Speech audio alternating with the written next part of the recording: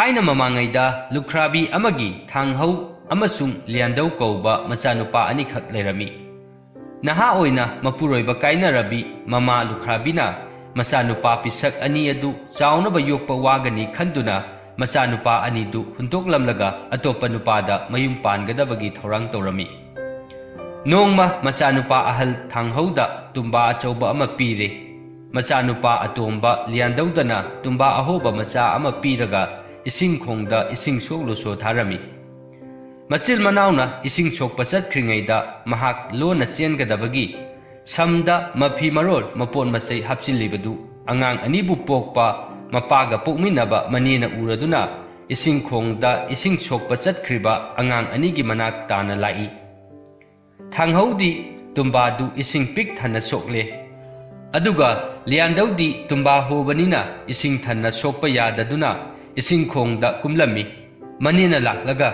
इयानुपा नखोय अनीना इसिंग सोकपा लाक्नरिङैदा नमादी अतोप्पा नुपादा मयुम पानगदबगी चटकदबगी तौहौरे मनेगी वादु ताबदा मचिल मनाव अनीदु तुम्बा पुरगा मयुमदा चेलगले मचानुपा अनीना हलक्पा उबदा ममादु चेनबा नंगहौददुना यामना सावरे मचानुपा अनीदु चाकी महुत्ता you यामना पिथक्तुना ngawhallaga tumhalle aduga machanupa ahalgi mamitta waikup chaisilami atombagi mayadana yu mapang insilami adudagi una saba chak chanaba khudeng achauba aduna makhoi anibu kupsilamlaga mamalu khrabi adu atopa nupagi mayumda chatki ngaihak leiraga mapaga pukminnaba mane laktuna yengbada angang anidu leiba udre kaubasu tadre makhoi anidu sirabra hinglibra mapukningda chingnaduna yumgi akoibada chattuna thibada phangdrabada imungda changsilaga yengbada su udre makhoi anidu siramba tare khalladuna leibakta tariba ugi khudeng achaubadu punaba thangatpada angang anidu yu ngauduna asibagum taaduna leirambadu thengnare mahangna mayanupa ahal thanghaugi mamitta chaisilliba waikup adu maraina lekthokle aduga manaw nupa liandaugi mayada namsilliba yu mapang adu su lauthokle adudagi makhoi anigi mamaida masada ising chaisinduna haudoklaga namadi nakhoi anibu hundoklamlaga atoppa nupagi mayumda leiba chatkhre haina pau tamle manegi wadu tabda angang anidu mama kauduna kablakle kapkanu kappagi mahutta namagi matung induna tanau hairakle manegi wadu yaningladuna angang ani aduna mama kaura kauraduna tanarakpadu mamang thana chatliba mamana taraduna leple ichanupa nakhoi ani itung ilakanu ngasidi napuboki loksangda leiro hayeng nongalaga ai nakhoi ani bu lawba lakke hairamlaga mamadu chatki thanghau amasung liandau machil manauna loksangda changlaga phau yaikibagi charu marakta tumduna leiringaida arapada mihatpa ama lakpa urami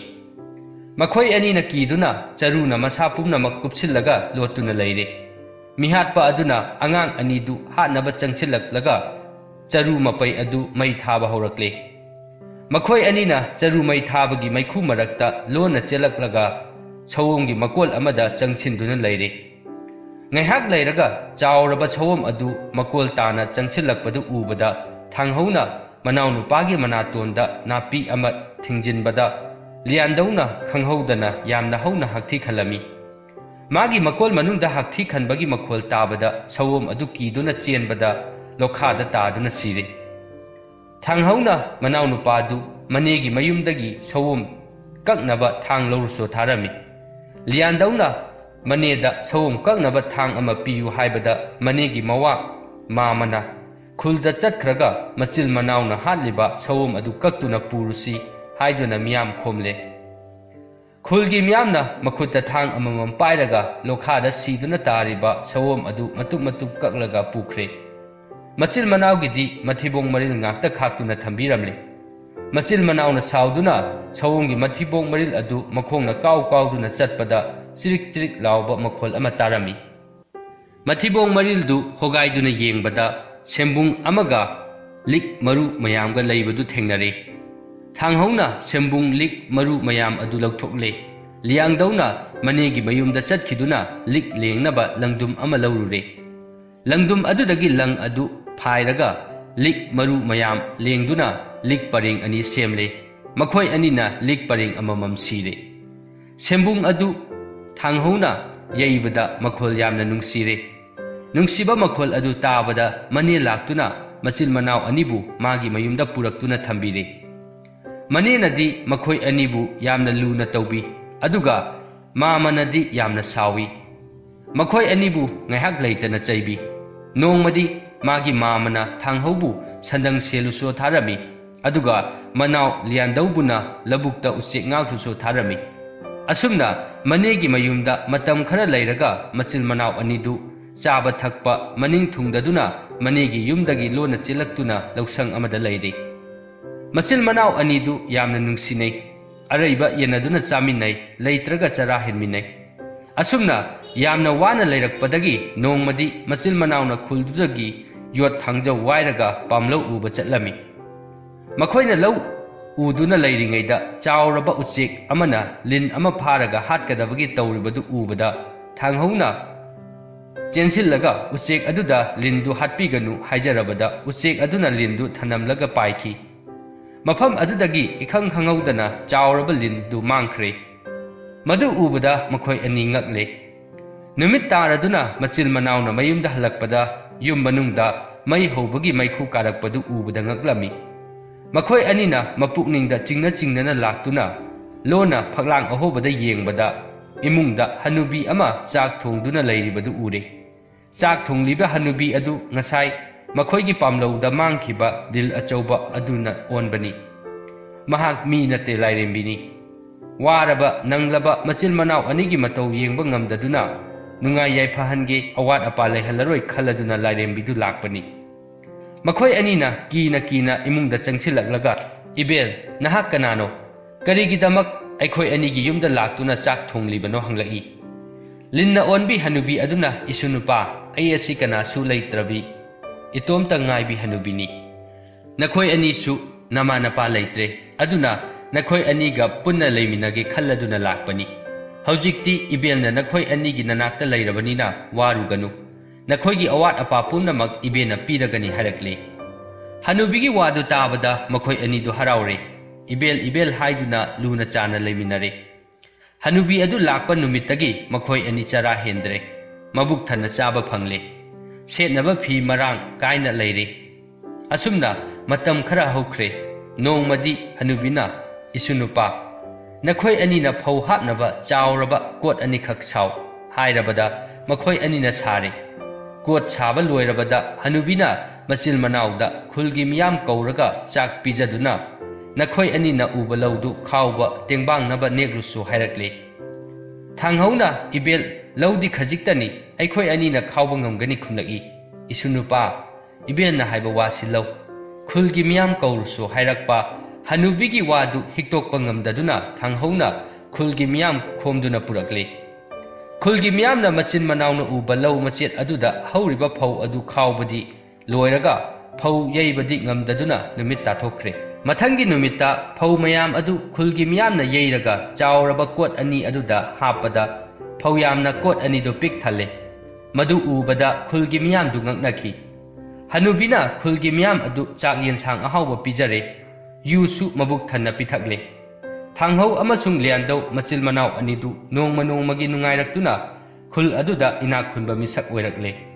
pau asi atopa khulda mayum pan khibi makhoibu pokpi mamana taraduna yengba laklami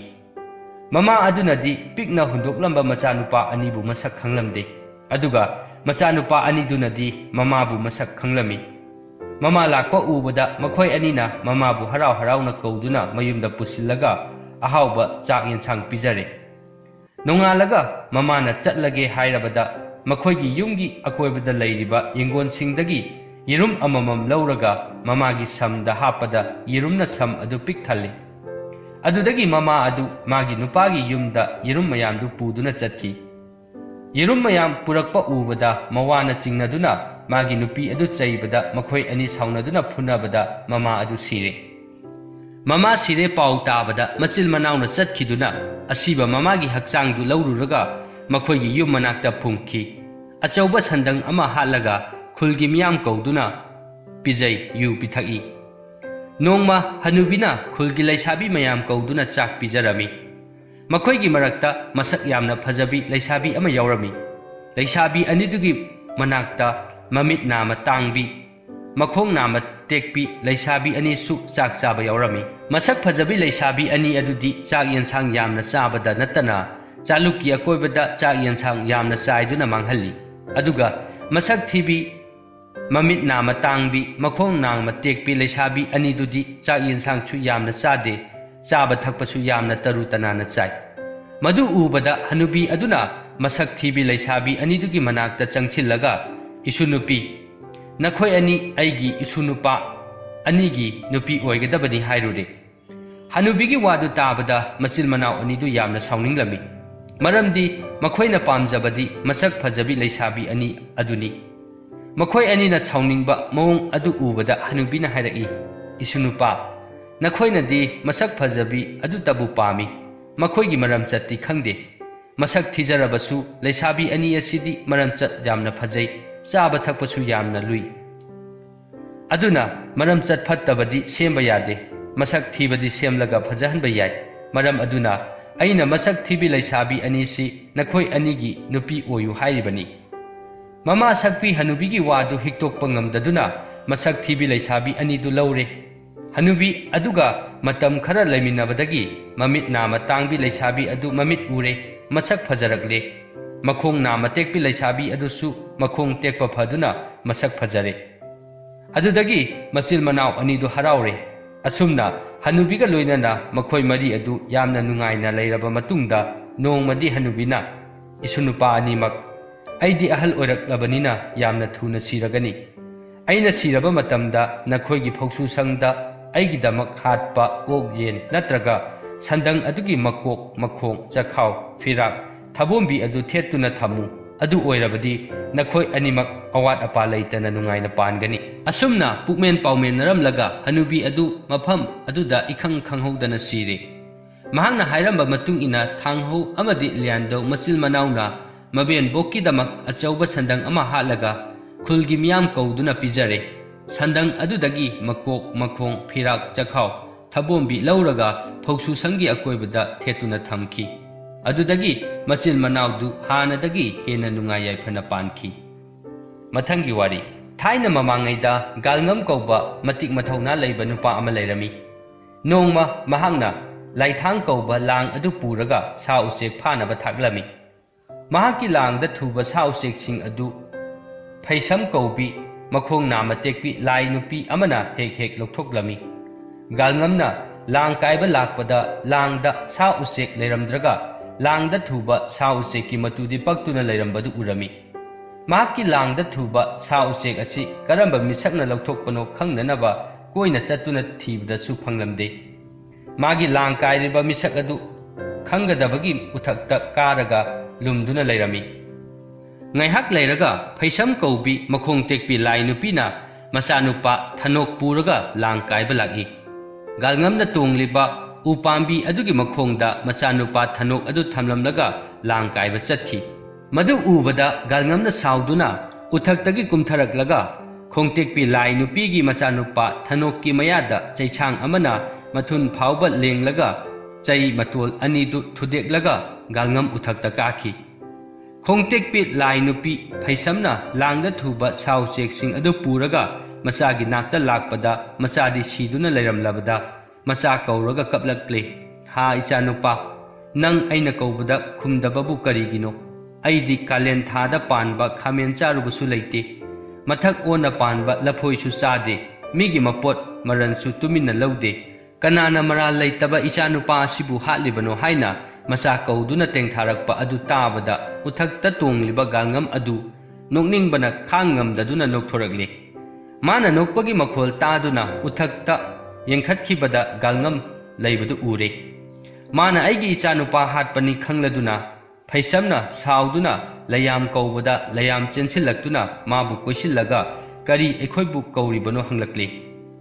Phaisamna uthakta khudombi thinduna nupa asina maral leitaba ichanupa hatpire. Aduna mabu hatnaba nakhoi mayam kaubani hairaki. Aina uthakta tongliba mabu intharake nakhoi mayam ukhada o madi marau chauba mini Horel mana uthaktagi tarakpa matamda aidi galngam natte phaisamni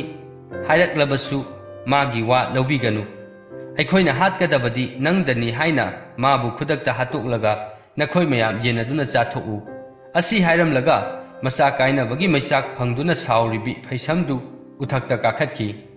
Phaisam kakhalakpa ubada galngamna makhutta usa amada pairaga makhongna phaisamgi makokta hek ngamba makai kawbada phaisam adu makhut nanthokutuna ukhada tarakle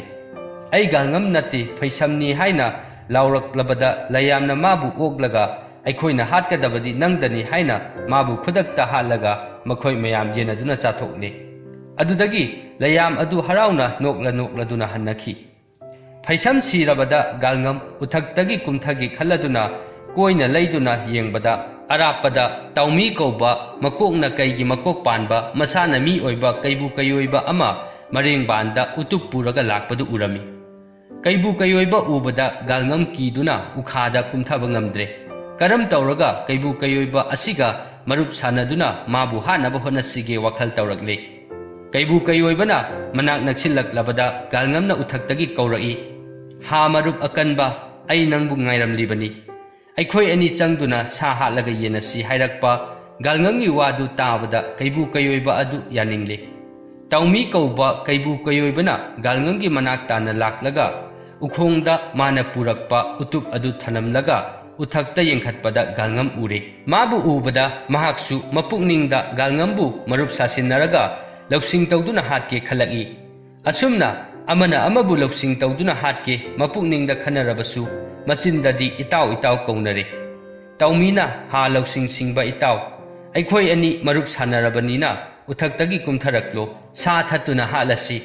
kaibu kayoibagi wadu tabada galngam uthaktagi kumtharakle mahangna nakanda thangsang yanduna makhutta lirungten paibadu ubada kaibu kayoibana galngam bukirami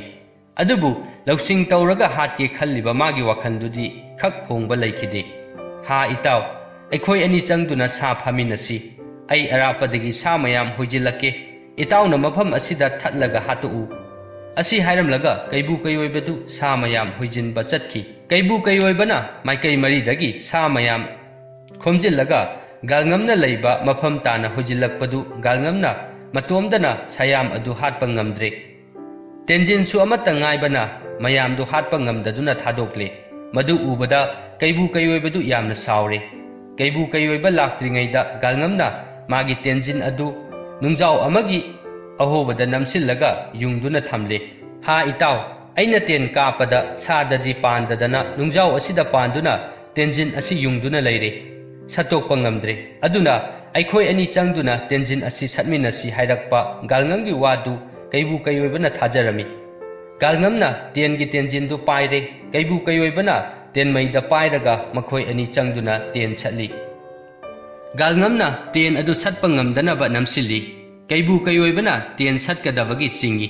asumna amana namsinba amana singbada tel adu satpa ngamdre masida galngamna magi matik mathauna udhaurage khalagle ha itaw ai itomta ten asi satpa ngambra yengi hairakpa galngamgi wadu tabada kaibu kayoibadu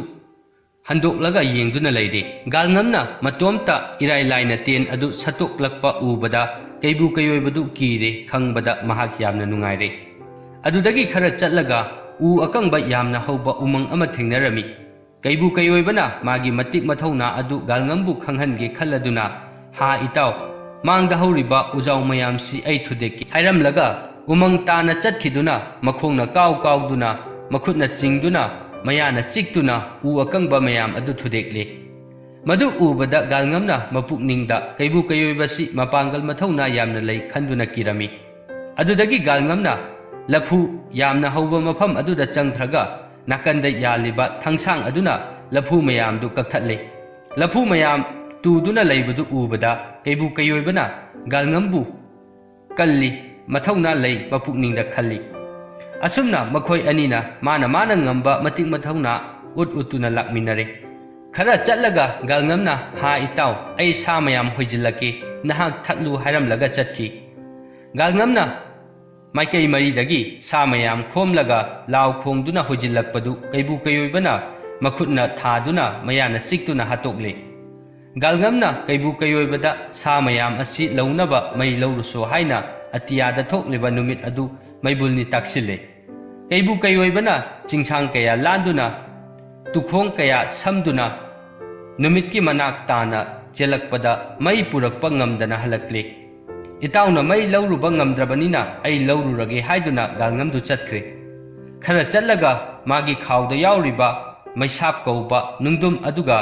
ꯌꯣꯠ ꯃꯆꯦꯠ ꯑꯃꯒ ꯇꯛꯅꯕꯗ ꯃꯩ ꯍꯧꯗꯨꯅ ꯏꯗ ꯆꯝꯂꯒ ꯄꯨꯔꯛꯂꯦ꯫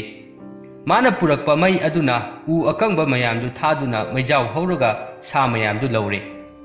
ꯃꯩꯗ ꯂꯧꯕ ꯂꯣꯏꯔꯕꯗ ꯀꯩꯕꯨ ꯀꯩꯑꯣꯏꯕꯅ ꯒꯥꯜꯉꯝꯗ ꯃꯩꯗ ꯂꯧꯔꯤꯕ ꯁꯌꯥꯝꯁꯤ ꯍꯥꯞꯅꯕ ꯋꯥꯒꯤ ꯎꯇꯣꯡ ꯑꯅꯤ ꯀꯛꯂꯨꯁꯣ ꯊꯥꯔꯝꯃꯤ꯫ ꯒꯥꯜꯉꯝꯅ ꯋꯥ ꯑꯆꯧꯕ ꯑꯃ ꯌꯥꯜꯂꯒ ꯄꯨꯔꯛꯂꯦ꯫ ꯀꯩꯕꯨ ꯀꯩꯑꯣꯏꯕꯅ ꯃꯁꯤꯗꯤ ꯆꯥꯎꯃꯜꯂꯤ, ꯄꯨꯕ ꯉꯝꯃꯣꯏ, ꯈꯨꯕꯤꯃꯨꯛ ꯆꯥꯎꯕ ꯋꯥꯒꯤ ꯎꯇꯣꯡ ꯑꯍꯨꯝꯈꯛ ꯀꯛꯂꯒ ꯄꯨꯔꯛꯎ ꯍꯥꯏꯔꯛꯏ꯫ ꯃꯥꯒꯤ ꯋꯥꯗꯨ ꯇꯥꯕꯗ ꯒꯥꯜꯉꯝ ꯌꯥꯝꯅ ꯁꯥꯎꯅꯤꯡꯂꯝꯃꯤ꯫ ꯑꯗꯨꯕꯨ ꯃꯥꯒꯤ ꯇꯧꯕ ꯉꯝꯕ ꯃꯇꯤꯛ ꯃꯊꯧꯅꯥ ꯌꯦꯡꯒꯦ ꯈꯜꯂꯗꯨꯅ ꯈꯨꯕꯤꯃꯨꯛ ꯆꯥꯎꯕ ꯋꯥ ꯑꯃ ꯌꯥꯜꯂꯒ ꯄꯨꯔꯛꯏ꯫ ꯀꯩꯕꯨ ꯀꯩꯑꯣꯏꯕꯅ ꯋꯥ ꯑꯗꯨ ꯃꯇꯥꯡ ꯑꯍꯨꯝ ꯊꯣꯛꯅ ꯀꯛꯊꯠꯂꯒ ꯋꯥ ꯃꯇꯥꯡ ꯑꯃꯒ ꯒꯥꯜꯉꯝꯗ ꯄꯤꯔꯒ ꯈꯣꯡꯗꯒꯤ ꯏꯁꯤꯡ ꯁꯣꯛꯂꯨꯁꯣ ꯍꯥꯏꯔꯛꯏ꯫ ꯒꯥꯜꯉꯝꯅ ꯋꯥ ꯃꯇꯥꯡ ꯑꯗꯨ ꯄꯨꯔꯒ ꯆꯦꯟꯈꯤꯗꯨꯅ ꯈꯣꯡꯗꯒꯤ ꯏꯁꯤꯡ ꯁꯣꯛꯂꯒ ꯍꯜꯂꯛꯄꯗ ꯀꯩꯕꯨ ꯀꯩꯑꯣꯏꯕꯅ ꯑꯔꯧꯕ ꯁꯥ ꯃꯌꯥꯝ ꯑꯗꯨ ꯂꯩꯋꯥ ꯁꯣꯜꯂꯒ ꯎꯇꯣꯡꯗ ꯍꯟꯖꯤꯟꯒꯦ ꯍꯣꯠꯅꯔꯤꯉꯩꯗ ꯊꯨꯡꯂꯔꯦ꯫ ꯃꯗꯨ ꯎꯕꯗ ꯀꯩꯕꯨ ꯀꯩꯑꯣꯏꯕꯗꯨ ꯌꯥꯝꯅ ꯁꯥꯎꯅꯤꯡꯂꯦ꯫ ꯎꯇꯣꯡ ꯑꯗꯨ ꯂꯧꯔꯒ ꯍꯩꯗꯣꯛꯂꯦ꯫ ꯑꯃꯨꯛ ꯏꯁꯤꯡ ꯁꯣꯛꯂꯨꯁꯣ, ꯍꯟꯗꯛꯇꯤ ꯊꯨꯅ ꯂꯥꯛꯀꯅꯨ ꯍꯥꯏꯔꯛꯂꯦ꯫ ꯒꯥꯜꯉꯝꯅ ꯆꯦꯟꯈꯤꯗꯨꯅ ꯏꯁꯤꯡ ꯁꯣꯛꯂꯨꯔꯒ ꯂꯣꯟꯅ ꯂꯥꯛꯇꯨꯅ ꯂꯨꯝꯗꯨꯅ ꯌꯦꯡꯕꯗ ꯀꯩꯕꯨ ꯀꯩꯑꯣꯏꯕꯅ ꯂꯩꯋꯥ ꯁꯣꯟꯗꯨꯅ ꯂꯥꯏꯔꯦꯝꯕꯤ ꯑꯃ ꯄꯨꯊꯣꯛꯂꯦ꯫ ꯂꯥꯏꯔꯦꯝꯕꯤ ꯑꯗꯨꯅ ꯃꯥꯒꯤ ꯃꯇꯨꯡꯗ ꯖꯒꯣꯏ ꯁꯥꯔꯤꯉꯩꯗ ꯑꯔꯧꯕ ꯁꯥ ꯃꯌꯥꯝ ꯑꯗꯨ ꯆꯩꯅ ꯅꯝꯁꯤꯟꯗꯨꯅ ꯎꯇꯣꯡꯗ ꯍꯟꯖꯤꯟꯕꯗꯨ ꯒꯥꯜꯉꯝꯅ ꯎꯔꯕꯁꯨ ꯃꯥꯅ ꯁꯣꯟꯈꯤꯕ ꯂꯩꯋꯥ ꯑꯗꯨꯗꯤ ꯃꯌꯦꯛ ꯁꯦꯡꯅ ꯇꯥꯍꯧꯗꯕꯅꯤꯅ ꯈꯪꯕ ꯉꯝꯗ꯭ꯔꯦ꯫ ꯁꯥ ꯃꯌꯥꯝ ꯑꯗꯨ ꯍꯟꯖꯤꯟꯕ ꯂꯣꯏꯔꯕꯗ ꯎꯇꯣꯡ ꯃꯆꯥ ꯑꯅꯤꯗꯨ ꯃꯈꯨꯝ ꯈꯨꯝꯖꯤꯜꯂꯦ꯫ ꯃꯗꯨ ꯎꯕꯗ ꯒꯥꯜꯉꯝ ꯂꯣꯠꯂꯨꯕꯗꯒꯤ ꯊꯣꯔꯛꯂꯦ꯫ ꯀꯩꯕꯨ ꯀꯩꯑꯣꯏꯕꯒꯤ ꯃꯅꯥꯛ ꯇꯥꯅ ꯂꯥꯛꯂꯦ꯫ ꯀꯩꯕꯨ ꯀꯩꯑꯣꯏꯕꯅ ꯁꯥ ꯃꯌꯥꯝ ꯍꯥꯞꯄ ꯎꯇꯣꯡ ꯑꯃ ꯒꯥꯜꯉꯝꯗ ꯄꯤꯔꯦ꯫ ꯎꯇꯣꯡ ꯑꯃꯅ ꯃꯥꯅ ꯄꯥꯏꯔꯒ ꯃꯈꯣꯏ ꯑꯅꯤ ꯂꯥꯛꯃꯤꯟꯅꯔꯦ꯫ ꯈꯔ ꯆꯠꯂꯒ ꯒꯥꯜꯉꯝꯅ ꯈꯨꯗꯤ ꯊꯤꯖꯤꯟꯗꯨꯅ ꯃꯥꯅ ꯄꯨꯔꯤꯕ ꯁꯥ ꯍꯥꯞꯄ ꯎꯇꯣꯡ ꯑꯗꯨ ꯂꯩꯕꯥꯛꯇ ꯇꯥꯗꯨꯅ ꯍꯩꯗꯣꯛꯄꯗ ꯑꯔꯧꯕ ꯁꯥ ꯃꯌꯥꯝꯗꯨ ꯃꯃꯥꯡꯗ ꯆꯥꯏꯔꯦ꯫ ꯃꯗꯨ ꯎꯕꯗ ꯀꯩꯕꯨ ꯀꯩꯑꯣꯏꯕꯗꯨ ꯁꯥꯎꯔꯦ꯫ ꯅꯪ ꯂꯩꯖꯍꯧꯔꯣ, ꯑꯩ ꯆꯠꯂꯒꯦ ꯍꯥꯏꯅ ꯆꯠꯈ꯭ꯔꯦ꯫ ꯒꯥꯜꯉꯝꯅ ꯇꯥꯟꯅꯗꯨꯅ ꯁꯥ ꯃꯌꯥꯝ ꯑꯁꯤ ꯏꯇꯥꯎꯅ ꯎꯇꯣꯡꯗ ꯍꯟꯖꯤꯟꯕꯤꯗ꯭ꯔꯕꯗꯤ ꯑꯩ ꯏꯇꯣꯝꯇ ꯄꯨꯕ ꯉꯝꯂꯔꯣꯏ ꯍꯥꯏꯔꯛꯂꯕꯗ ꯀꯩꯕꯨ ꯀꯩꯑꯣꯏꯕꯅ ꯅꯃꯤꯠ ꯑꯅꯤꯗꯨ ꯎꯏꯁꯤꯜꯂꯨ, ꯅꯅꯥꯀꯣꯡ ꯑꯅꯤꯗꯨ ꯅꯈꯨꯠꯅ ꯃꯦꯟꯁꯤꯜꯂꯨ, ꯑꯩ ꯁꯥ ꯃꯌꯥꯝ ꯑꯁꯤ ꯎꯇꯣꯡꯗ ꯍꯟꯕꯤꯒꯦ ꯍꯥꯏꯔꯛꯏ꯫ ꯒꯥꯜꯉꯝꯅ ꯃꯃꯤꯠ ꯎꯏꯁꯤꯜꯂꯦ, ꯃꯈꯨꯠꯅ ꯃꯅꯥꯀꯣꯡ ꯑꯅꯤꯗꯨ ꯃꯦꯟꯁꯤꯜꯂꯦ꯫ ꯃꯗꯨꯗ ꯀꯩꯕꯨ ꯀꯩꯑꯣꯏꯕꯅ ꯍꯥꯟꯅꯒꯤ ꯃꯇꯧꯒꯨꯝꯅ ꯂꯩꯋꯥ ꯁꯣꯜꯂꯒ ꯎꯇꯣꯡꯗ ꯁꯥ ꯃꯌꯥꯝ ꯍꯟꯖꯤꯟꯕꯗු ꯒꯥꯜꯉꯝꯅ ꯂꯣꯟꯅ ꯃꯃꯤꯠ ꯄꯥꯡꯗꯨꯅ ꯃꯅꯥ ꯍꯥꯡꯗꯣꯛꯇꯨꯅ ꯂꯣꯟꯅ ꯎꯕ ꯇꯥꯕꯗꯒꯤ ꯈꯪꯂꯦ꯫ ꯒꯥꯜꯉꯝꯅ ꯂꯣꯟꯅ ꯇꯧꯔꯤꯕꯗꯨ ꯈꯪꯂꯕꯗ ꯀꯩꯕꯨ ꯀꯩꯑꯣꯏꯕꯅ ꯑꯩꯗꯤ ꯃꯥꯡꯖꯔꯦ ꯍꯥꯏꯅ ꯍꯟꯅ ꯍꯟꯅ ꯂꯥꯎꯔꯛꯂꯦ꯫ ꯒꯥꯜꯉꯝꯅ ꯃꯃꯤꯠ ꯄꯥꯡꯊꯣꯛꯂꯒ ꯏꯇꯥꯎꯒꯤ ꯀꯔꯤ ꯄꯣꯠ ꯃꯥꯡꯂꯕꯒꯦ? ꯑꯩꯒꯤ ꯐꯤ ꯃꯌꯥꯝꯁꯤ ꯀꯟꯊꯣꯛꯇꯨꯅ ꯌꯦꯡꯉꯨ, ꯑꯩꯒꯤ ꯇꯦꯟꯖꯩ ꯊꯦꯠꯂꯤꯕ ꯎꯇꯣꯡ ꯑꯁꯤꯁꯨ ꯌꯦꯡꯉꯨ ꯍꯥꯏꯔꯛꯂꯕꯗ ꯀꯩꯕꯨ ꯀꯩꯑꯣꯏꯕꯗꯨ ꯁꯥꯎꯅꯤꯡꯂꯕꯁꯨ ꯇꯨꯃꯤꯟꯅ ꯂꯩꯔꯦ꯫ ꯑꯁꯤꯗꯒꯤ ꯃꯈꯣꯏ ꯑꯅꯤ ꯋꯥꯔꯤ ꯁꯥꯔꯗꯨꯅ ꯂꯥꯛꯄꯅ ꯀꯩꯕꯨ ꯀꯩꯑꯣꯏꯕꯒꯤ ꯃꯌꯨꯝ ꯌꯧꯔꯛꯂꯦ꯫ ꯀꯩꯕꯨ ꯀꯩꯑꯣꯏꯕꯅ ꯍꯥ ꯏꯇꯥꯎ, ꯑꯩꯒꯤ ꯌꯨꯝ ꯌꯧꯔꯦ, ꯍꯌꯦꯡꯗꯤ ꯑꯩꯒꯤ ꯌꯨꯝ ꯑꯁꯤꯗ ꯂꯥꯛꯑꯣ, ꯆꯥꯛ ಚಾಮಿನಸಿ꯫ ꯏꯇꯥꯎꯅ ꯑꯩꯒꯤ ꯌꯨꯝꯗ ꯂꯥꯛꯄꯗ ꯊꯣꯡꯒꯥꯜ ꯆꯪꯉꯛꯇ꯭ꯔꯤꯉꯩꯗ ꯆꯤꯛꯂꯤꯂꯤ ꯍꯥꯏꯅ ꯂꯥꯎ ꯍꯥꯏꯔꯛꯏ꯫ ꯑꯩ ꯊꯣꯔꯛꯇꯨꯅ ꯏꯇꯥꯎꯕꯨ ꯑꯣꯛꯂꯒꯦ꯫ ꯑꯁꯤ ꯍꯥꯏꯔꯝꯂꯒ ꯀꯩꯕꯨ ꯀꯩꯑꯣꯏꯕꯕꯨ ꯃꯌꯨꯝꯗ ꯆꯪꯈꯤ꯫ ꯒꯥꯜꯉꯝꯁꯨ ꯁꯥ ꯍꯥꯞꯄ ꯎꯇꯣꯡꯗꯨ ꯄꯨꯗꯨꯅ ꯃꯌꯨꯝꯗ ꯍꯜꯂꯛꯏ꯫ ꯅꯣꯡꯉꯥꯜꯂꯒ ꯒꯥꯜꯉꯝꯅ ꯃꯇꯥꯎ ꯀꯩꯕꯨ ꯀꯩꯑꯣꯏꯕꯒꯤ ꯃꯌꯨꯝꯗ ꯆꯥꯛ ꯆꯥꯕ ꯂꯥꯛꯏ꯫ ꯊꯣꯡꯒꯥꯜ ꯌꯧꯔꯛꯄꯗ ꯆꯤꯛꯂꯤꯂꯤ ꯍꯥꯏꯅ ꯂꯥꯎꯔꯛꯄ ꯒꯥꯜꯉꯝꯒꯤ ꯃꯈꯣꯜ ꯇꯥꯕꯗ ꯀꯩꯕꯨ ꯀꯩꯑꯣꯏꯕꯅ ꯃꯥꯒꯤ ꯁꯥꯒꯩ ꯅꯥꯇꯩ ꯃꯇꯨ ꯃꯆꯥꯁꯤꯡꯗ ꯏꯇꯥꯎ ꯒꯥꯜꯉꯝ ꯂꯥꯛꯂꯦ, ꯅꯃꯩ ꯂꯣꯠꯁꯤꯜꯂꯣ ꯍꯥꯏꯔꯝꯂꯒ ꯃꯄꯥꯟꯗ ꯊꯣꯔꯛꯇꯨꯅ ꯃꯇꯥꯎ ꯒꯥꯜꯉꯝꯒ ꯂꯣꯏꯅꯅ ꯃꯌꯨꯝꯗ ꯆꯪꯂꯛꯏ꯫ ꯃꯌꯨꯝ ꯌꯧꯔꯒ ꯃꯇꯥꯎ ꯒꯥꯜꯉꯝꯅ ꯆꯥꯒꯗꯕ ꯍꯨ ꯍꯥꯞꯆꯤꯟꯕ ꯆꯥꯛ ꯌꯦꯟꯁꯥꯡꯗꯨ ꯄꯨꯊꯣꯛꯂꯦ꯫ ꯒꯥꯜꯉꯝꯅ ꯃꯄꯨꯛꯅꯤꯡꯗ ꯆꯤꯡꯅꯗꯨꯅ ꯏꯇꯥꯎ ꯉꯁꯤꯗꯤ ꯍꯛꯆꯥꯡ ꯉꯝꯗꯦ, ꯀꯔꯤꯃꯠꯇ ꯆꯥꯅꯤꯡꯗꯦ ꯍꯥꯏꯁꯤꯟꯅꯗꯨꯅ ꯆꯥꯗ꯭ꯔꯦ꯫ ꯍꯌꯦꯡ ꯑꯩꯒꯤ ꯂꯧꯁꯪꯗ ꯏꯇꯥꯎ ꯂꯥꯛꯎ, ꯁꯥ ꯍꯥꯠꯂꯒ ꯑꯩꯈꯣꯏ ꯑꯅꯤ ꯆꯥꯃꯤꯟꯅꯁꯤ ꯍꯥꯏꯔꯝꯂꯒ ꯒꯥꯜꯉꯝ ꯊꯨꯅ ꯌꯥꯡꯅ ꯃꯌꯨꯝꯗ ꯍꯟꯈꯤ꯫ ꯅꯣꯡꯉꯥꯜꯂꯒ ꯒꯥꯜꯉꯝꯅ ꯃꯥꯒꯤ ꯂꯧꯁꯪꯗ ꯆꯔꯨꯅ ꯃꯥꯒꯤ ꯃꯁꯛ ꯃꯥꯟꯅ ꯁꯥꯔꯒ ꯍꯤꯞꯍꯟꯗꯨꯅ ꯐꯤ ꯀꯨꯞꯁꯤꯟꯗꯨꯅ ꯊꯝꯂꯦ꯫ ꯑꯗꯨꯒ ꯃꯥꯅ ꯃꯈꯨꯠꯇ ꯊꯥꯡꯁꯥꯡ ꯄꯥꯏꯔꯒ ꯂꯧꯁꯪꯒꯤ ꯋꯥꯡꯃꯗ ꯂꯣꯠꯇꯨꯅ ꯂꯩꯔꯦ꯫ ꯀꯩꯕꯨ ꯀꯩꯑꯣꯏꯕꯅ ꯂꯥꯛꯂꯒ ꯒꯥꯜꯉꯝꯒꯤ ꯂꯧꯁꯪꯗ ꯆꯪꯂꯒ ꯐꯤꯅ ꯀꯨꯞꯇꯨꯅ ꯊꯝꯂꯤꯕ ꯑꯗꯨ ꯃꯇꯥꯎ ꯒꯥꯜꯉꯝꯅꯤ ꯈꯟꯗꯨꯅ ꯐꯤꯒ ꯂꯣꯏꯅꯅ ꯃꯌꯥꯅ ꯆꯤꯛꯇꯨꯅ ꯍꯥꯠꯀꯗꯕꯒꯤ ꯇꯧꯔꯤꯉꯩꯗ ꯒꯥꯜꯉꯝꯅ ꯂꯣꯟꯅ ꯃꯇꯨꯡꯂꯣꯝꯗꯒꯤ ꯆꯪꯂꯛꯂꯒ ꯀꯩꯕꯨ ꯀꯩꯑꯣꯏꯕꯗꯨ ꯃꯥꯒꯤ ꯊꯥꯡꯅ ꯃꯉꯛ ꯀꯛꯇꯨꯅ ꯍꯥꯠꯈꯤ꯫ ꯋꯥꯔꯤꯁꯤ ꯃꯇꯥꯡ ꯑꯁꯤꯗ ꯂꯣꯏꯁꯤꯟꯖꯔꯦ꯫ ꯋꯥꯔꯤꯁꯤ ꯂꯤꯕꯗ ꯁꯣꯏꯈꯤꯕ ꯌꯥꯎꯔꯕꯁꯨ ꯇꯥꯕꯤꯔꯤꯕ ꯄꯨꯝꯅꯃꯛꯅ ꯉꯥꯛꯄꯤꯅꯕ ꯅꯣꯜꯂꯨꯛꯅ ꯍꯥꯏꯖꯔꯤ꯫